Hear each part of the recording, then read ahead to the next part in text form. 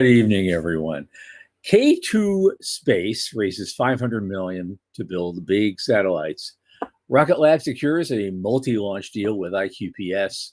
Space Force awards All Points, company I've never heard of, $250 million to expand satellite processing at Vandenberg.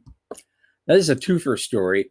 A Falcon 9 stage is going to be crashing on the moon on Wednesday, and South Korea's Danuri lunar orbiter intends to record it.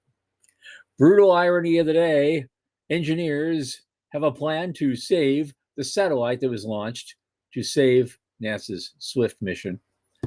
Trump administration gives Starlink a pass on an FCC ban on import of foreign-made routers. An update on the Interlunar Vermeer deal for lunar construction. Meanwhile, after that, CASA and NASA say, hold our beer. DARPA plans to shrink nuclear power to the size of a AA battery. My God, I can see every smartphone maker wanting this, but recycling might be a bitch. Florida gubernatorial frontrunner Byron Donalds promises a booming space economy if elected. We'll look into that. And AI claims it's ready to operate spacecraft, but is the industry ready for it? All that and our guest, Yok-Chi Chan. From the news desk at the Center for Space Commerce and Finance, my name is Thomas Andrew Olson, and this is The Unknown Quantity.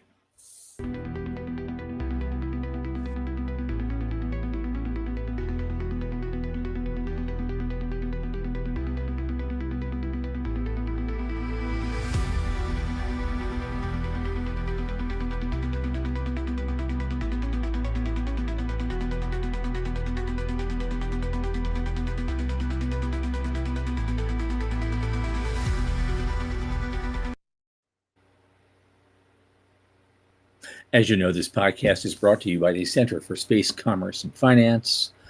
Who are we? What do we do? We champion and strengthen emerging space startups and space-adjacent enterprises worldwide through advisory access and advocacy. Our legendary pitch events and world-class boot camps fortify startups to be better investor-ready. In addition, this podcast, which has become a crown jewel of all our activities, is still largely supported by our listeners and fans like you. So if you just go to cscf.space/support and click that plainest day donate button, $10, $25, $50, $100 even. It's not a lot in the grand scheme of things, but it makes a big difference for us. And it's U.S. tax deductible. Don't forget to like and subscribe and tell your friends. And speaking of friends, my longest space friend, Michael Lane, who just received gifts of shiny, bright things from his pet crow, is here with us. Come on in, man. What's up with you? Hey, how's things? It's a good day. It's been a good day. Good. Anything going on? Suck. So yeah, we did okay.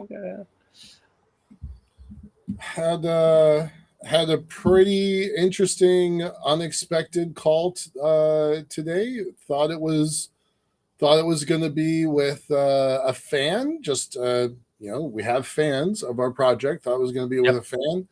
Turned out it was a $7 billion a year, 27,000 employees company that wanted to talk space elevators. I'll tell you, that has happened twice in our 25-year history. So that was kind of a surprise. It was a good day. Yeah. Hope you can make it work this time. Hopefully we can make it work this time. Make it work this time. It's time. And you, what's going on with you? Yes, for sure. Thank you. I appreciate that. Yeah. What's going on with you? I'm still working on a proposal to Johnson Space Center and the Texas A&M University over use of their facility to do all sorts of interesting things, like investor certification for companies that are ready to go to the next level. Awesome. And so we'll see what they say. We're just about putting it together. I'm thinking another week we're going to be finally ready. I have to redo the budget. I think because we asked for didn't ask for a lot of money. We're doing a pilot project for 4 months, and I think we talked about it today as a little undercapitalized. So we're going to. So I'm reworking the budget now and say, this is it. This is work. This is exactly what we're going to do now. We're going to do it. Here's the Gantt chart. Are So you adding a zero or a 20%? I'm adding probably 50% to the 50%. original All right. number we thought Nice. about it. That puts it into six figures. So, yeah, it'll be but it's a pilot project. We get done and we get good marks for it that could lead to a heck of a lot more, Right. especially when we're doing this thing. And and in addition to inviting investors to attend the final event, we're also going to be inviting everyone on the board of the Texas Space Commission. Right. Because we're going to show them we're doing what we intend to do in our proposal to them. Yep. So we're doing it already. So hey, Well, fun. Very good. Yeah, Good luck. That was my day, largely. Right on. Well, let's jump in. What do we want? Starting with K2, is that right? We're going to race through it. So here's the interesting thing. K2 Space. I understand they're in the Northwest. Yeah. You know these guys? No, I mean they're LA and Seattle area. Okay. I think they have like 12 people here and 122 people there, or something like that. Like it's got a local flavor, but it's not. I mean, we are the satellite capital of the world. I always want to remind everybody that kiss my ass. Was it Rocket City is Huntsville? But we're satellite cities, so a lot of people have to set stuff up here. But the point is, Michael, they raised $500 million. Yeah, to boost their drive to big, powerful satellites. Yeah. So that's how they're putting it. It's Alan Boyle. It must be true. It is. It's totally true. It's all Alan does nothing but impeccable work. So these guys am I right about this? They cannot fly without Starship. Is it that big a system, or can they get up with a Falcon Heavy? I don't think they could go with a Falcon Heavy. I see the details of their it's a 2-ton 20 kilowatt satellite. Okay. That's not so bad. Right. And so but inside of it, it carries, as it says there, a dozen undisclosed payload modules for multiple customers, including defense. So they're launching it up in one chunk and then deploying a whole bunch of stuff once it gets there. So I would imagine, 2-ton, you can do that on a Falcon Heavy. You might be able to do it on a Falcon 9. Yeah. Okay. Cool. Well, good. Happy to have them, folks. Like that they're here. And of course, yeah. I don't have a number here, but I just want very quickly. Rocket Lab, of course, back in the news. They just keep making deals, and we just last week we talked about the Alaska deal. They're going to launch 8 suborbitals from the Alaska base, but this is for their regular base, wherever that is, Rocket Lab Launch Complex 1. Isn't that out of the Atlantic? Isn't that Mars? Mid-Atlantic? Yep. It's that one. Yeah. It's that one. Anyway, they secured a multi-launch deal with IQPS for 3 dedicated missions. Again, no number associated with this, but contract's a contract. It's not pocket. It's not, chump change. Right. Yeah. Good on them. Love to see them growing, especially with Falcon 9 grounded after 2029 to private customers. Right. We need don't just want anymore. Need Rocket Lab to come online and fill that gap. Otherwise, we're going to be going backwards. I think they're going to do that.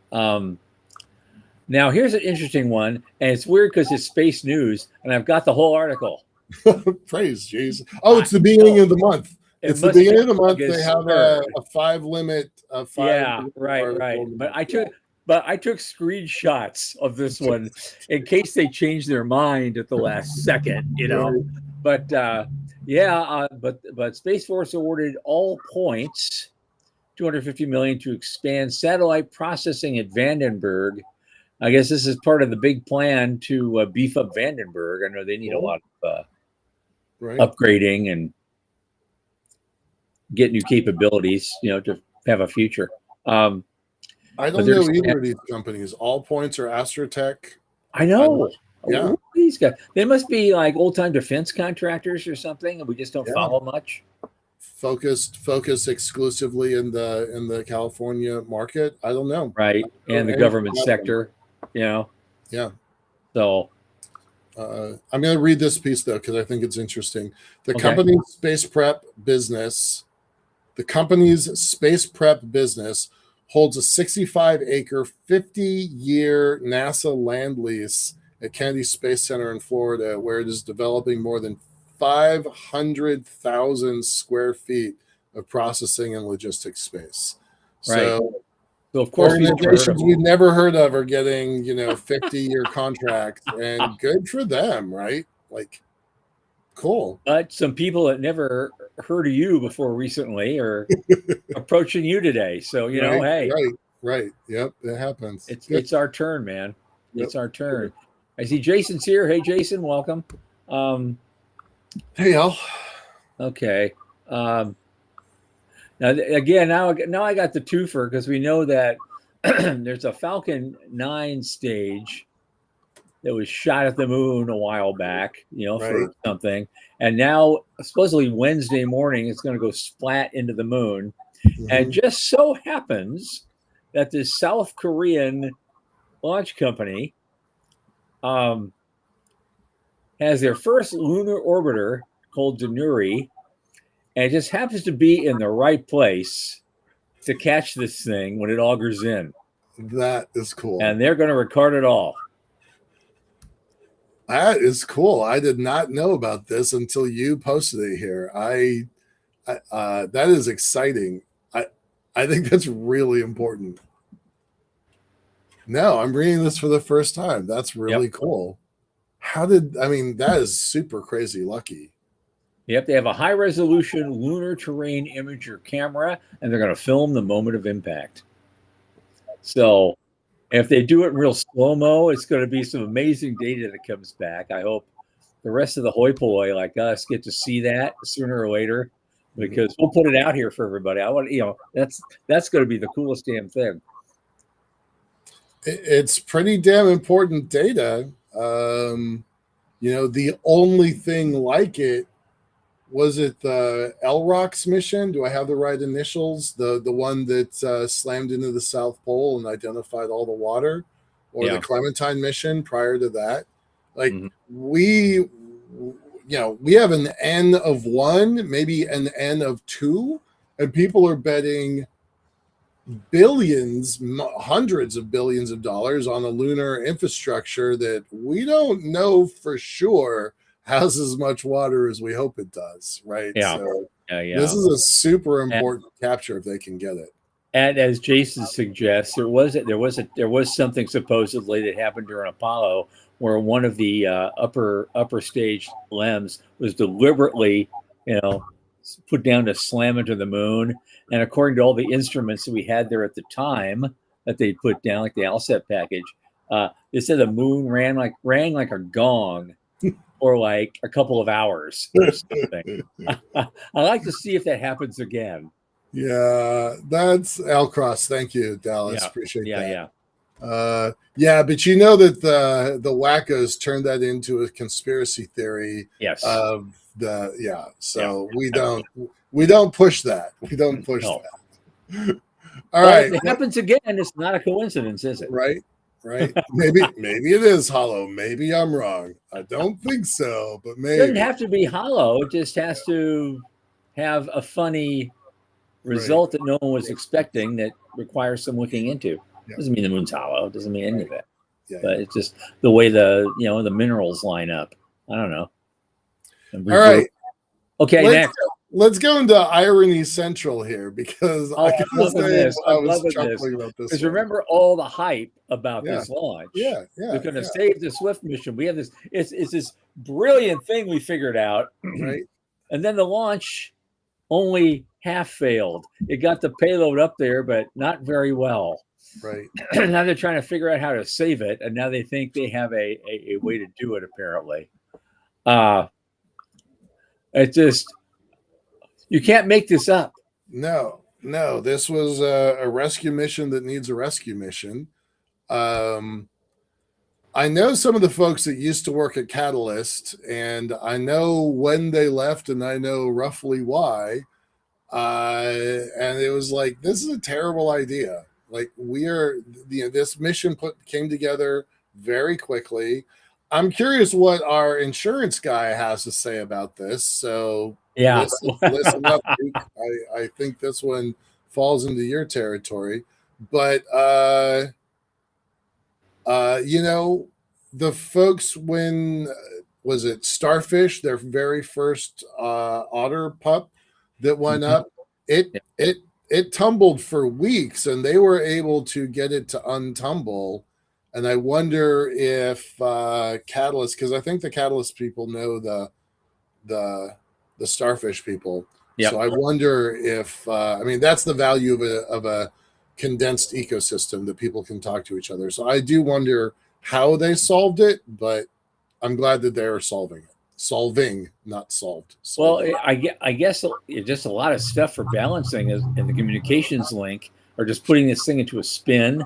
Mm-hmm. 3 reaction wheels that they use for pointing stop working. Mm-hmm. And they have problems with the cold gas thrusters for finer altitude control. Okay, well, what else can go on before and some guy's saying, no, hold my beer, I got this. It'll We'll be figure fine. this out. Right. Well, yes, it's going to be all right. We've done this before. Go on. Right.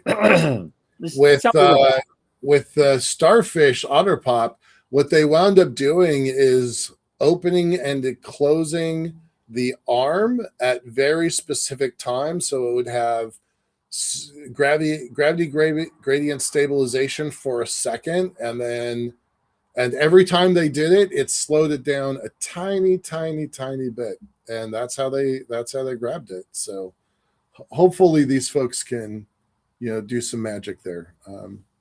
I'd like to see Catalyst succeed with this, especially with its super short timeline and relatively low cost. It would be a big win if they can pull it off. Yeah, absolutely. Now here's a weird one, and maybe it's not so weird now as you look at it. Trump administration exempted SpaceX's Starlink from an FCC ban on foreign-made routers. Turns out SpaceX gets some of their routers from Vietnam, from a factory there. Okay. And it violates some FCC rule about importing foreign routers as some sort of national security risk. But they got a pass. The administration got a pass. Turns out, you read it a little more in depth, you find out that it's not the first time. Netgear has gotten a pass before. Amazon has gotten a pass. Right. And been given exemptions. It's expected that companies with strong Chinese ties will probably have the most trouble obtaining exemptions. I guess it just gives them a reason to dig a little deeper into things that are going on. Because routers have a lot of firmware in there that we don't know where it comes from or what it right. Right. We have more control over homegrown firms in that regard. I would be fine with it. They're using it for Starlink. If it was StarGuard, I might have a real problem with that. It's a different beast, a different client, right? Yep. If this is just serving somebody's home internet in Montana, I don't feel like that is a national security problem. No. Yeah. But don't we have a launch facility somewhere for defense? Okay, for sure we do.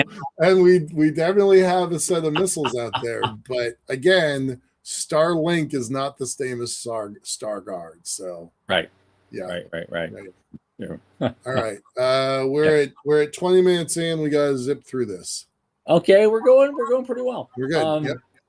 So a while back, Interloon started building a partnership with Vermeer, which is an Iowa-based industrial equipment manufacturer, developing construction tools for use on the moon.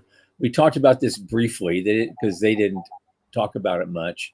So I'm just putting this article in there because they're saying that Vermeer it could also support NASA's plans, and they're going to try to formally expand the partnership to focus on a bunch of other things that they have in mind now. They added a bunch of tasks to their their joint goals, Mhm. and they're going to try to bring other people in, and they think they can build something really interesting. So I just wanted to throw that update out there. I think this is the most important piece of news this week. And I might even go so like in the last, several weeks. Everybody wants to talk about rockets, and I love talking about rockets. You like talking about rockets. Yes, But you do. but bulldozing on the yes, I do.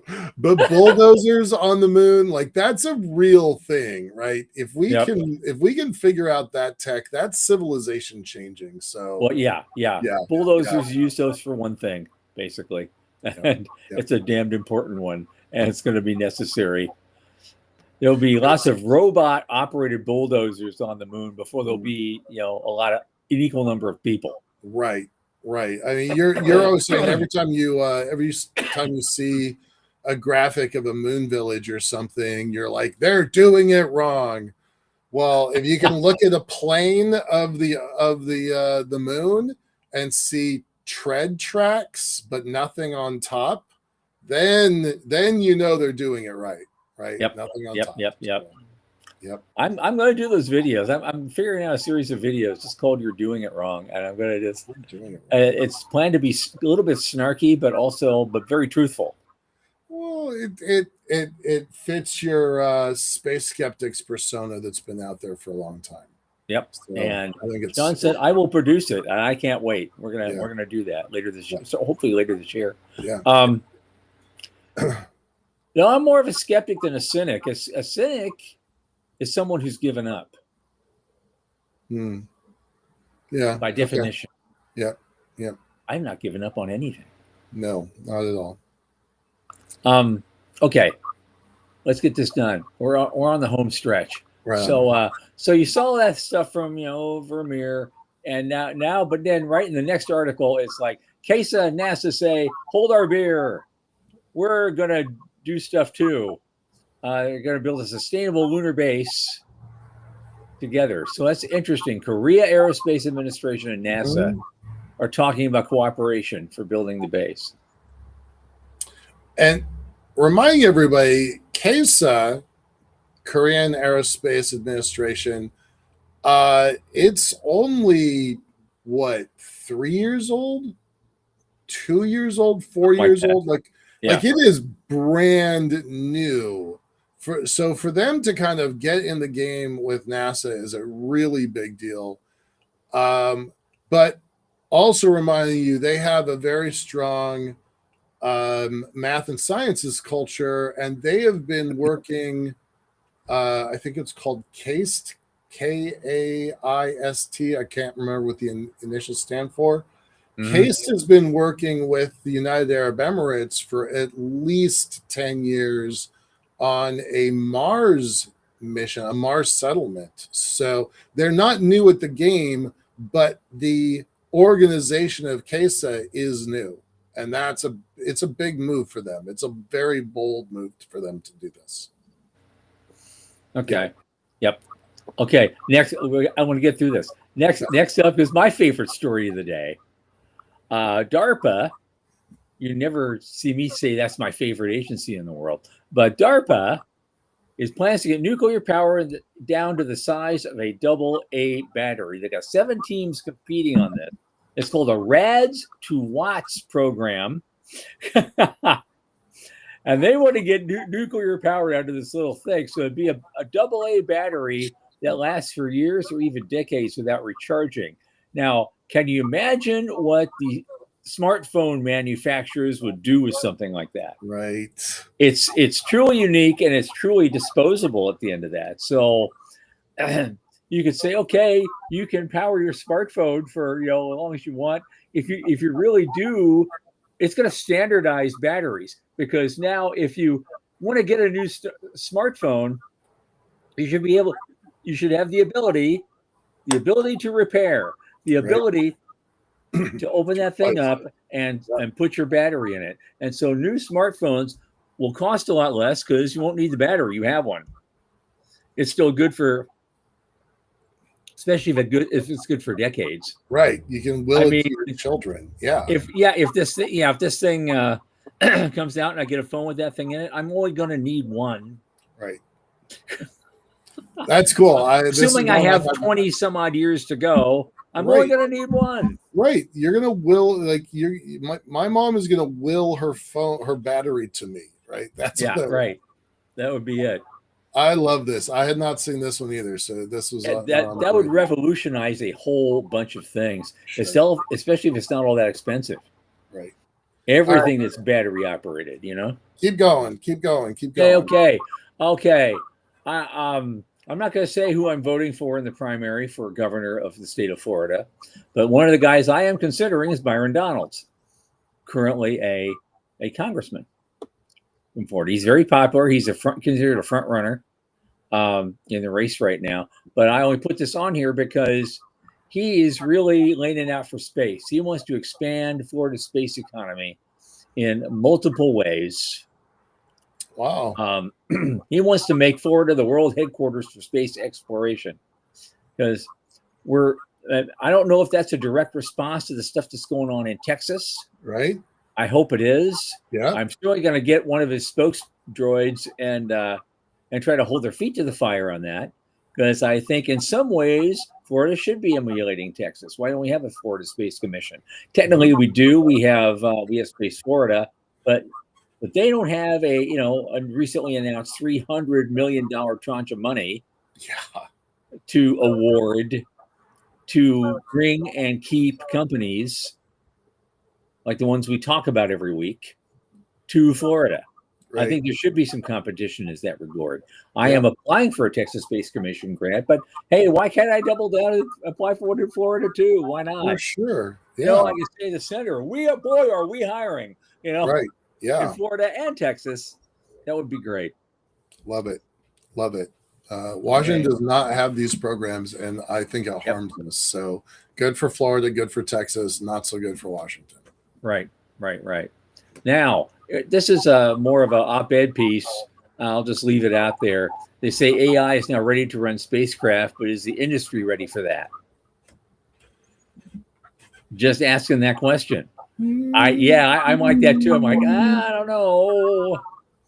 It's like I was reminded of that scene in The Right Stuff where they said, "Hey, this is the final version of the capsule," and they're going, "Well, we can't control it. We want a window." It's like, there was no AI there. They're going to control the whole thing all the way up and all the way down, right? It'll be fine. Don't worry. Trust us. Trust us. All right. Got to move on here. On. Last one of the day. Okay. The last one of the day. No, that is the last one of the day. I think we got it. I think we got it all. We got through it. Let's in record time, dude. Shit, that's good. Yeah. So this is going to be fun. Let's bring out our guest. Our guest tonight, I want to pronounce this correctly, is Yuck-Chi Chan. He's the founder and CEO of Charter Space, which they say is powering the future of space finance and involves, I'm sure all sorts of different funding mechanisms, but especially we're going to talk about insurance. So, which is vitally important for the industry going forward. Mr. Chan, come on in, sir. Hey, fellas. Good evening. How you doing? How's LA? Warm, very warm. Yeah. But it is California, so what do you expect? Yeah, absolutely. Okay, let's start right out. Usually what we do first is we like to ask you. You want to talk about your company. We talk about everything you're doing, but start with just a minute or two with kind of your origin story. How did you get here, doing what you're doing? Yeah, I would say it's a very non-linear path. So I grew up in Singapore, and so in Singapore we have we call it national service. You might call it draft. So I started my life as a logistics officer with the Army Engineers. I primarily worked on mechanized systems, so MBTs, IFEs, APCs, that sort of thing. Anything tracks and guns. So that's what I did for a little while, and it was a ton of fun. I grew up building, those little scale models of tanks and such. So it was a real dream come true for me. After I got out of the military, I went to law school and I specialized in space law. And with that, I did mostly government advisory work. So I worked with a couple of developing nations to help them draft space legislation and space policy. I worked with some NGOs. I testified at the UN on space sustainability policy and sort of international law. But I never I never really liked being as far removed from technology as I was when I was a lawyer. So first chance I got, I jumped ship. I joined the industry as a mission manager. So combining the two backgrounds I had on the engineering as well as the legal and regulatory fronts. And as a mission manager, I got my feet really wet on all the nitty gritty of actually delivering a satellite and bringing it to orbit. And so it's really based off of my experiences as a mission manager that I started shorter. Tom, like you mentioned, we're powering the future of fit space finance. The way that we do that, first and foremost, is by proliferating insurance, making insurance more accessible, easier for everybody to obtain, because that is what lays the foundation for a robust and resilient space economy. Okay, so let's talk about how you make insurance work, because that's always been a tough thing. Coming up, talking about this industry and reporting on it for 20 years now, Michael. We've been writing about this and talking about it, and insurance was always the most incredibly difficult thing to prove a case for, where an insurance company might want to actually jump in. That's and the risks are really, really high, and the giggle factor was really, really high still. And so a lot of guys, if they did anything at all, they went through what they call a captive, which I know you know what that is. So that's all we could do for forever. So what are you doing that's making this work? That is a good question. So, and to clarify for your audience, a captive is a really interesting sort of insurance invention. Basically, it's like an internal insurance company. So a really large company with significant amounts of capital and cash on hand can stand up basically their own personal insurance company that just insures them.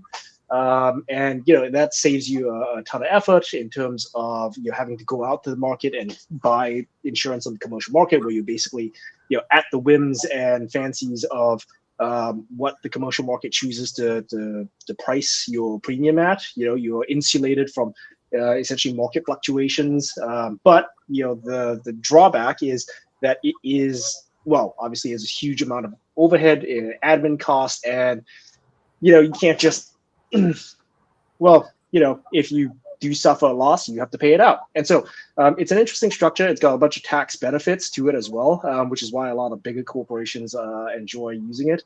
But it is challenging. But the reason why a lot of folks, I think, default to the captives is because the risk is very unique and it's difficult to explain, right? Especially with underwriters who aren't necessarily well versed in the sector, but also your specific technology. And so what we do is we essentially make that translation effort a little bit easier. We have an entire sort of risk analysis and systems engineering tool stack internally, where we like to think of it as a communications role, right? We take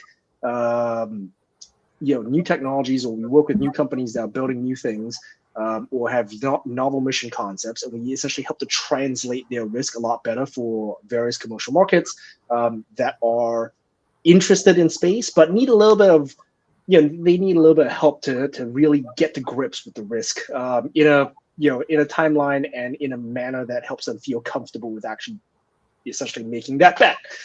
So we work with the 6 largest markets in the world. We have access to over $400 million in insurable capacity, so we can insure pretty much everything.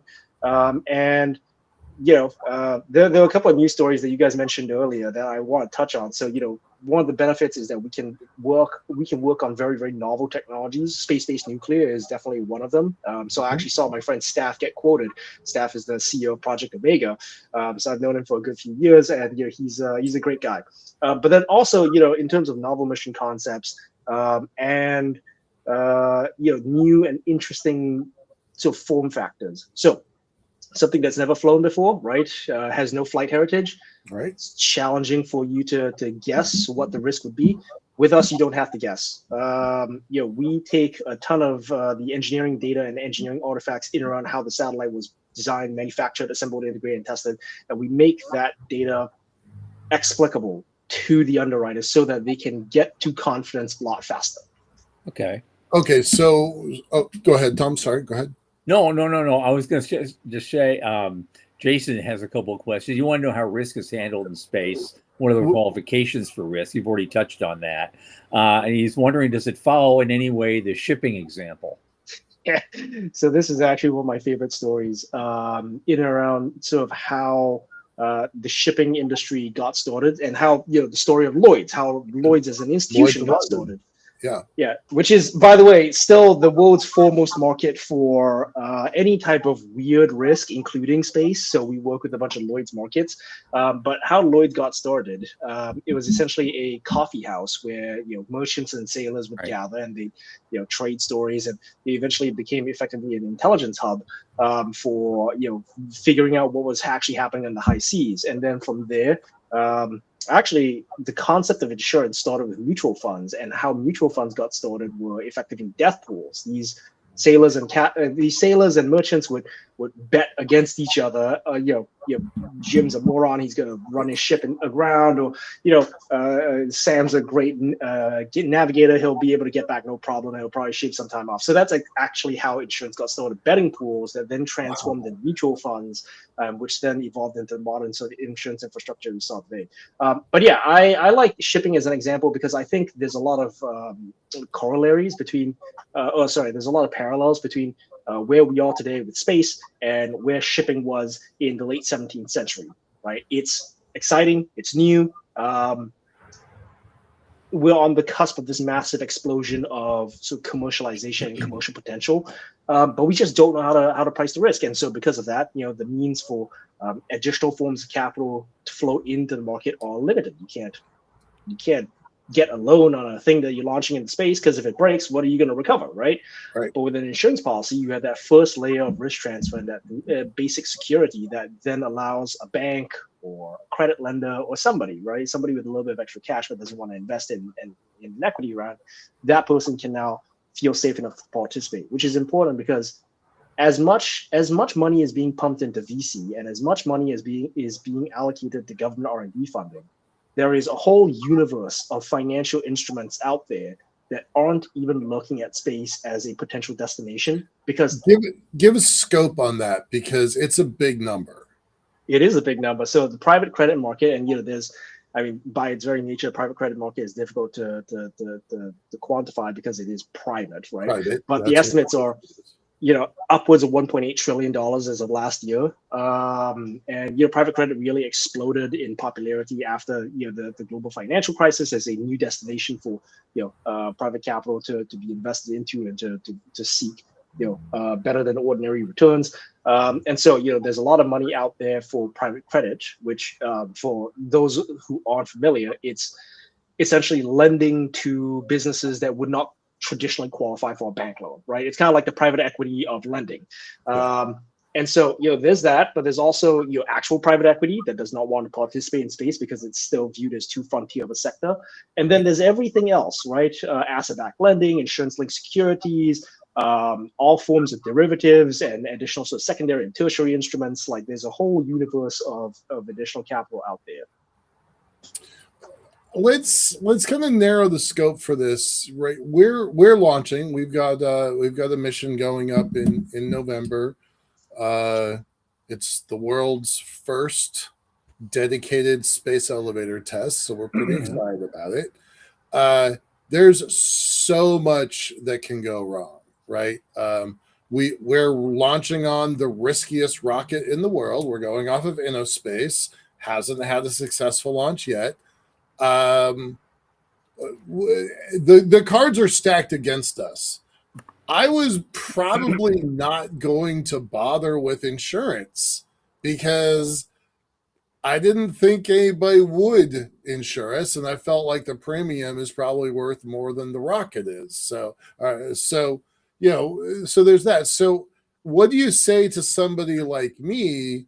And then the other side of it, Amazon Leo's got a 5100 satellite constellation in development. What do you say to those two that are very, very different?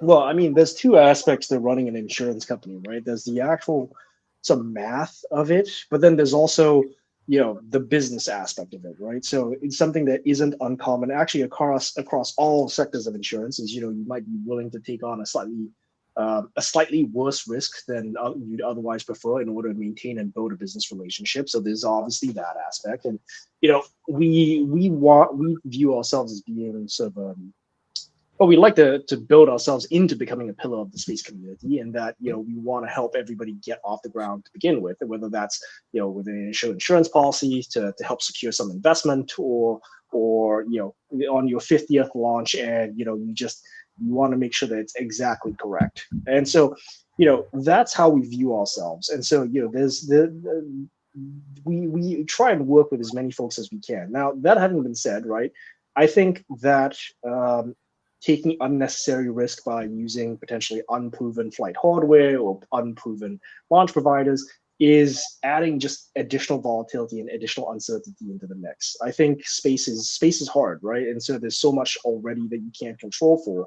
Why add more? And I think this all goes back to my grand thesis of space economics as a whole, which is space has a money problem. There really isn't a whole lot of capital. It's a very closed off economy, right? Because there's only really two sources of additional new funding. It's limited equity investment, both on the private side as well as some limited public markets participation, and then there's government funding, which is capricious and forever beholden to power the powers that be. And so because of that, what I've noted, and this was what sort of actually led to the original insight that got me starting shorter, everybody is cash strapped. Everybody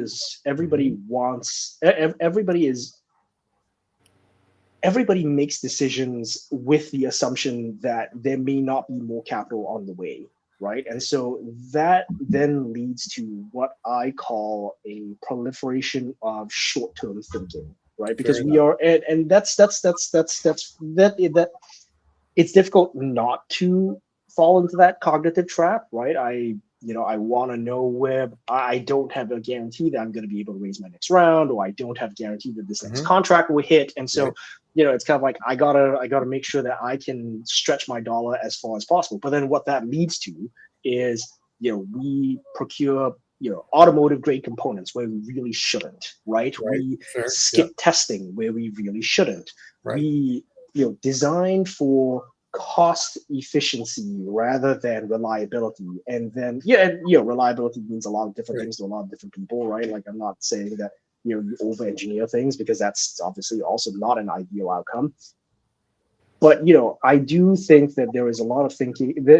There is a proliferation of short-term thinking in the space industry, especially when it comes to technical decisions, wherein we optimize for potentially the wrong thing, or we optimize for cost when we really shouldn't. Right, because we got this very evil pyramid, fast, cheap, or good, and the industry tends to focus on fast and cheap.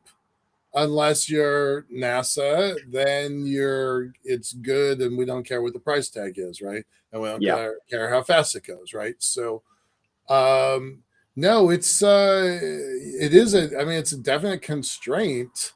And we made the decision, right? Do I like it? No. Would I choose a different path? Yes. Do I have enough money in the checking account to make the luxury choice that I want? Absolutely not. So so that's my point, right? Like, I think there's a misalignment in incentives between capital providers and innovators and companies, and it's mostly because everybody has a different set of incentives, right? If you look at what venture capital requires, right, which is, generally speaking, it's a 10-year fund life cycle, and so they need to see a payout within a certain amount of time. It's just not necessarily very patient, and so because of that lack of patience, you then optimized towards speed, and Mhm. if you can't get it fast and good, you got to go cheap and fast, and so then you end up with more failures than you would otherwise have had to take on. One of our underwriting partners actually put it really, really well. Over the course of his 20-something year career in space insurance, he has had to pay out hundreds of millions of dollars worth in claims over hundreds of dollars worth of parts and components. Oh, And God. yeah, it's painful, right? Yeah. But and you think about it, it is rough. But that's why we need a realignment, and we need new sources of capital that are patient, that have different incentives, that are able and willing to go the distance, not because going the distance is not because they're nice about it, but because going the distance is objectively the correct way of approaching Right. these problems. And it's I mean, there's this old axiom from the military, right? Like, slow is smooth, smooth is fast. Right. Yep. Yep. Well, okay. So you track this by people basically uploading their files to you. You do an evaluation of, well, this is a cut rate part. That's a cut rate part. You start adding up the risks of this one plus this one. Maybe not plus, maybe it's multiplied, and they're like, "Whoa, we're not going to do that one." I mean, is that the level that you dig into people's systems? Are Essentially. people willing to send you their files for that level of detail? Yeah, so it's well, I mean, it's kind of you don't have to be willing to, but if you don't, so here's the thing: I like to think that I can insure pretty much everything, no matter how little or how much you submit, right? Okay. But ultimately, what I'm trying to control for is risk and uncertainty. The less you submit, the more gaps I have, the worse the price will be, because I naturally have to assume the worst, Right. right? Yeah. The worst. And so, it's much like with health insurance, or with car insurance, or any of these other sorts of we call them personal lines in the industry. So Yeah. with any of these personal lines, the more you submit, obviously sometimes that data can be used against you, and so there's a natural sort of reticence against that. But I'll touch on the alignment of incentives in space insurance in a second, of why it's actually a good thing to reveal more, so long as you have nothing to hide. But if you send me less, I can probably still make it work. It's just going to be more expensive. In terms of what we actually do, so we aren't underwriters ourselves. We are brokers. And so we're nationally licensed in all 50 states. We can transact business throughout the US, and we have access to international markets as well as domestic carriers. Now, domestic carriers here in the US, or domestic insurance companies, like, they don't really do a whole lot of space. So we typically have to go to European insurance companies, because they're the ones who actually have a history of underwriting space, and they're comfortable with that category of risk. So the way that we do it is folks upload their data to us, and then we present that data in a way that is easier for the underwriters to get a grip on. But we don't fundamentally do any of the risk determination ourselves. We suggest, but we do not. Well, in insurance terminology, we don't hold the pen. We don't decide what the price is. All we can do is showcase as much information as we can, which is why I say, if you submit less data to me, that's what I'll show. But it might not be that great. I like that. I can live with that. So, our satellite's not very big. It's not very heavy. It's not very expensive. We could get by on $100,000.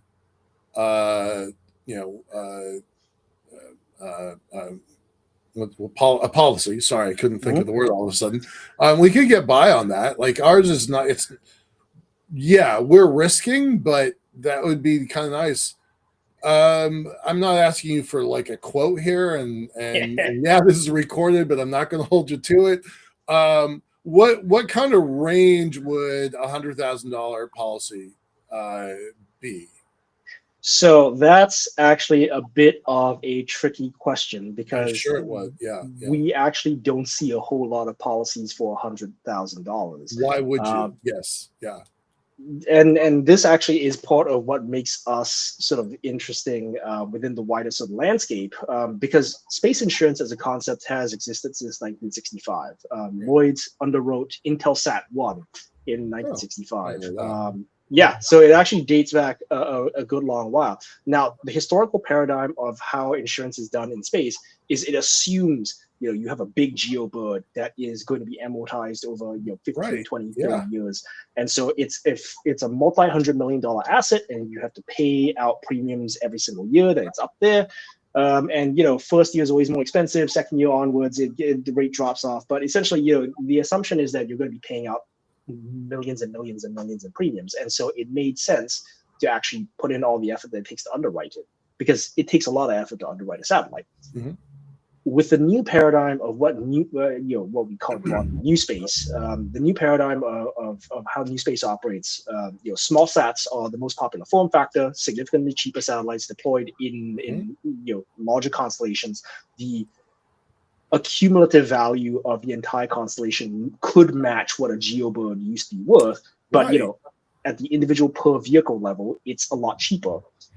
And so the problem is that it still takes a lot of effort to underwrite these smaller satellites, even if they're 1 to 2 orders of magnitude cheaper, and therefore generate significantly less premium. And so what we do is by making the entire process a lot more efficient, we actually bring the threshold down for what an insurance policy would cost. So all that background to contextualize why I can't really give you an indicative price, because we haven't seen a whole lot of $100,000 policies, not just in our line of work, but also just in history. It's been up until, I would be so daring as to say, up until we came along, you wouldn't be able to get a quote for yourself. Right, absolutely, 100%. I'm gonna make a prediction, and we've only got 9 minutes left, so I want to get back to you quickly. But I'm gonna make a prediction that I believe this. This is my thesis. I believe that there's going to be a material sciences boom, material sciences testing on orbit.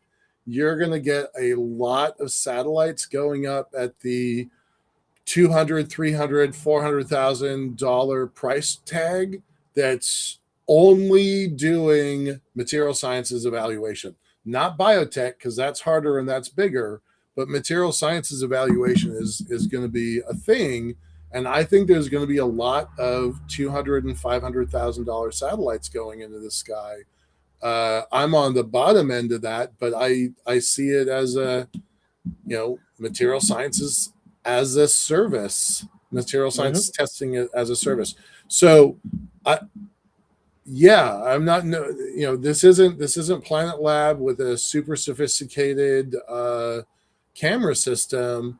This is, did it break or not break? Right. That's so anyway, I just think that that's coming. So you should be thinking about that a little bit. Oh yeah, absolutely. We're tremendously excited about the explosion in different types of applications going to space. Right, it's a great time to be alive. Yeah. Well, speaking of explosion, my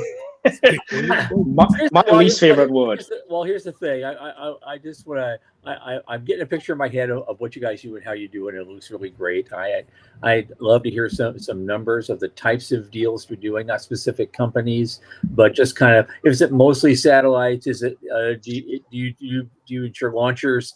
Do you insure things like that? But I really want to go because we don't have a lot of time left. How does all of this that you just explained to us extend to the moon? Yeah, and it's really funny. The journey starts right here on Earth. So something that I think we need to work we need to work on our comms a little bit more, because this isn't actually very obvious. We actually insure space companies on the ground for all their regular business insurance needs. So you rent a facility, you need general liability insurance, we can do that. Now, we started offering that as a convenience service because we realized a lot of space companies actually have a really tough time getting just regular business insurance or workers' comp or whatever. So we do that. So that's where the journey starts, right? And then, as a company starts moving towards, actually manufacturing and testing, we'll cover them all the way through. We'll ensure the test sites, when they're actually finally ready to ship real flight hardware to the launch pad, we'll cover the actual transit and transportation elements. So that's what we call pre-launch coverage, all the way through to integration into launch vehicle. The launch itself, obviously, which is a binary event. It either blows up or it doesn't blow up, or it delivers to the correct location or it doesn't deliver to the correct location, right? And then that begins the on-orbit sort of post-separation coverage phase, which is where we specialize in, right? That's the thing that our technology is best at, because we can estimate what is the likelihood of risk or what is the likelihood of failure due to intrinsic system faults better than anybody else in the world, and then that carries on. So the neat thing is that systems engineering doesn't really distinguish between a satellite or a lander or whatever. Like, it's all built on the same principles, right? It's still a complex system. It's still a similar enough environment, and such that you undergo the same sorts of verification and validation sorts of procedures. And so going all the way out to the moon, essentially, we just have to underwrite a slightly different set of factors, but ultimately it's still the same underwriting framework. And it's still the same risk assessment framework. And so when we work with carriers and underwriters to present that information to them, it's couched in that sort of understanding of, this thing's going to space. These are the environmental considerations. These are the things that you should be thinking about. Here's all this data. Okay.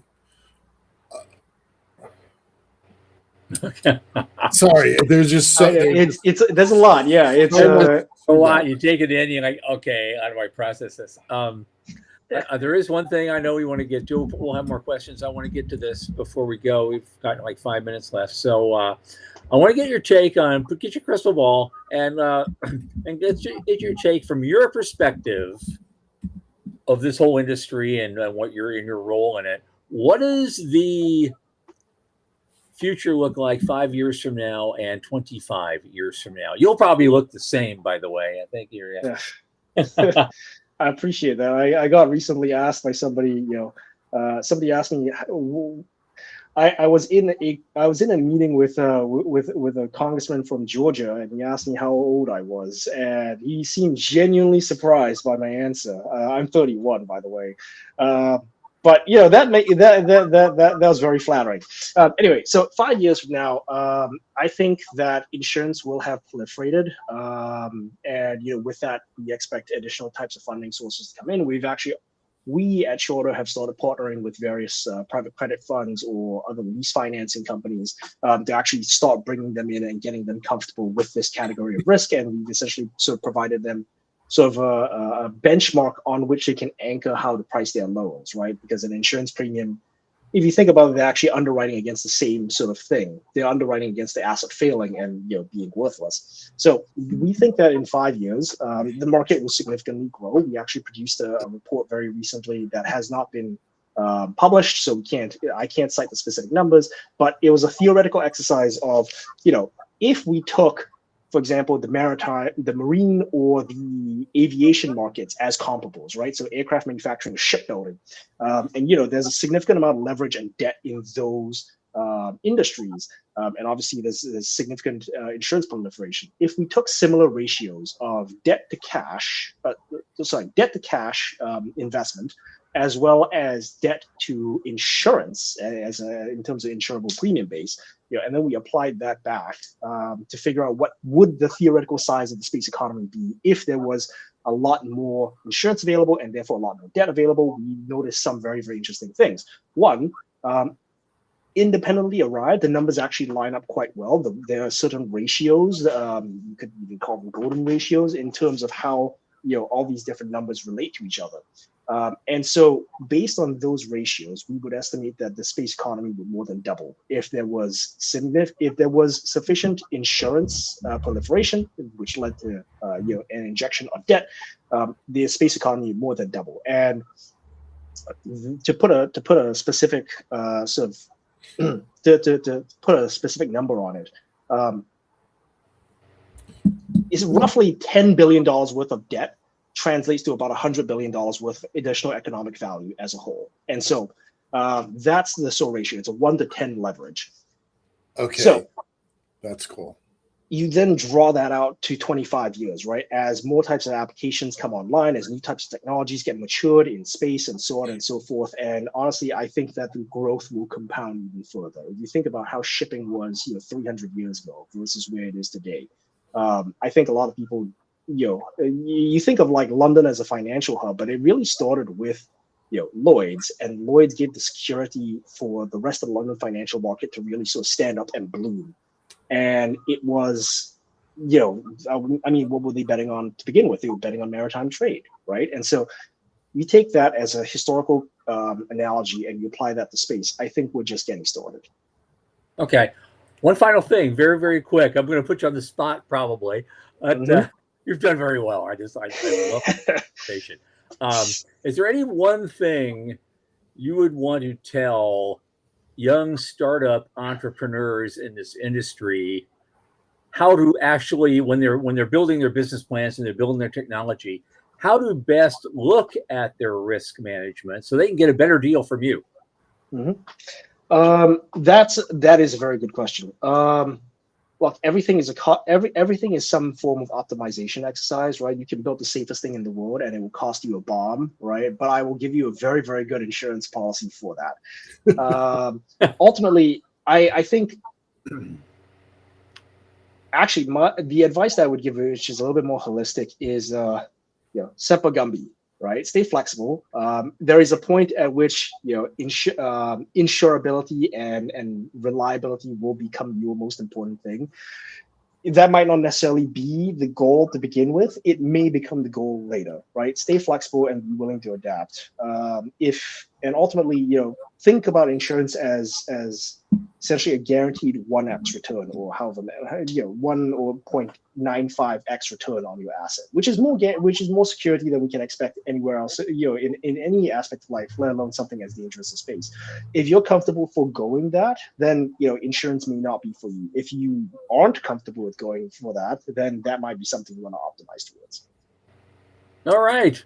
On that, Yuck-Chi Chan, founder and CEO of Charter Space. This has been a fascinating conversation and a very hopeful conversation for a lot of people listening to this show in particular. Thank you so much for being here. I hope you want to come back someday. I think that would be because we could continue this talk for another hour. There's just so much interesting to discuss about this. Thank you so much for being here. Stick around for the post-show chat, and we'll see you in a minute. Thank you.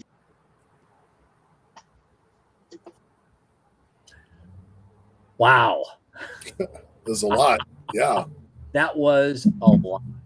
And there's so much more we could have talked about. I'm going to be thinking about this for a while.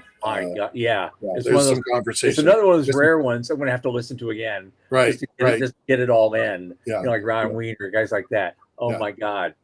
Okay. Well, Thursday, we're all taking the night off because we've earned it. And we have a lot of things that we're working on, and we just want to focus on those. I've got an errand of mercy I need to run on Thursday as well. And so, but we will be back Monday, August 10, with all the greatest news and guests and hard-hitting commentary, and sprinkled with the occasional tomfoolery.